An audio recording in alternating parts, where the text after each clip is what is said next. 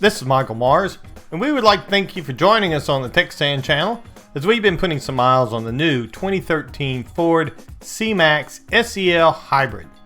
Now this is the new compact 5-passenger hatchback offering from the Blue Oval that shows some European style influences while building in some of the newest technology. Up front, we're going to see a grille opening that rides down low and is equipped with an active grille shutter system to improve efficiency. There's also automatic headlights, some available fog lights, and there is an acoustic laminate windshield that helps keep the noise down on the interior. For power under the hood of the C-Max Hybrid, the base engine is a 2.0-liter gasoline-fueled inline 4-cylinder that works in conjunction with a battery-powered electric motor that has an advanced lithium battery that is recharged when the gas engine is running, and the C-Max uses some regenerative braking technology to help with the battery charges. Now between these two power sources, the total engine output is rated at 188 horsepower equivalent that runs to the front-wheel drive system by way of a continuously variable transmission, or the CVT as it's called. The 3,600-pound hatchback is targeted for 47 miles per gallon in the city, out on the highway, and even carries a combined mileage of 47 miles per gallon by the EPA. On the interior of the C-Max, we're going to find a layout that's very similar to the Ford Focus, with a two-tone color scheme that includes some really nice soft touch materials. The dash is laid out in a very open, easy to reach manner, with a gauge package that's easy to read with a large sweeping speedometer that's front and center. There is a digital support screen on the left side of the gauge package that can be customized from the thumb controls on the steering wheel. On the right side of the gauge package is what is called the Smart Gauge. Now this not only gives a readout of the battery systems and how well they're functioning, but it also provides an indication of how efficient the vehicle is being driven, which can actually promote more efficient driving.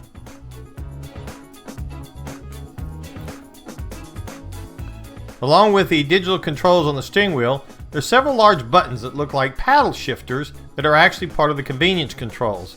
The left side is for the cruise, and the Bluetooth controls are found on the right. The headlight and windshield wiper controls are on a separate lever just above the Bluetooth controls. At the top of the center stack is the CD player, and just below that is the touchscreen monitor where the Ford MySync can be controlled. This is also where the rear view camera with directional indicators can be seen.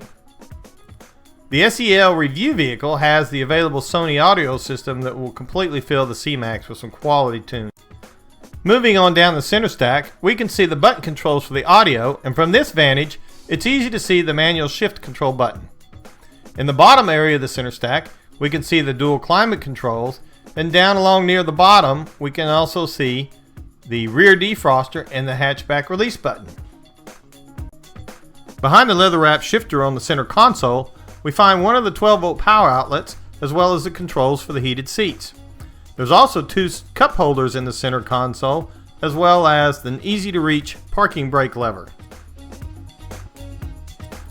Looking in the deeper storage of the center armrest, we can see another 12-volt power supply, as well as an SD card slot, RCA jacks, and two USB ports.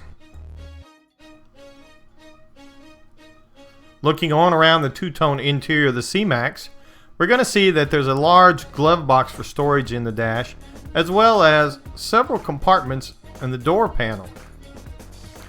The stylish leather seats added a touch of luxury while providing a supportive ride. Looking around the rear seating area of the C-Max, we see the two-tone color scheme continues, as well as the upscale seat designs. The 60/40 rear seat has a padded armrest that will fold down to reveal two drink holders surrounded by padding for the dual use. We can also see additional storage pockets that are located behind the front seats, and on the rear of the front console are the rear air ducts, as well as a 120-volt power source. Opening the power liftgate of the C-Max reveals a covered storage area that can be quickly accessed by simply pulling on the cover so that it will automatically unlatch and then retract. Inside the storage area, there are several cargo nets to hold smaller items in place, as well as cargo hooks for larger items whenever they're needed. From this vantage point, we can see how the 60/40 seat folds down for longer items, and on the right side of the cargo bay is another 12-volt power supply, more cargo nets, and additional hooks. The raised floor is actually for the battery, but it also provides an opportunity for some covered dry storage that's easily accessible. We'd like to thank you again for joining us here on the TXANN channel as we've been doing a review of the 2013 Ford C-Max Hybrid. This is Michael Mars for the Texas Automotive News Network, reminding you to travel safe.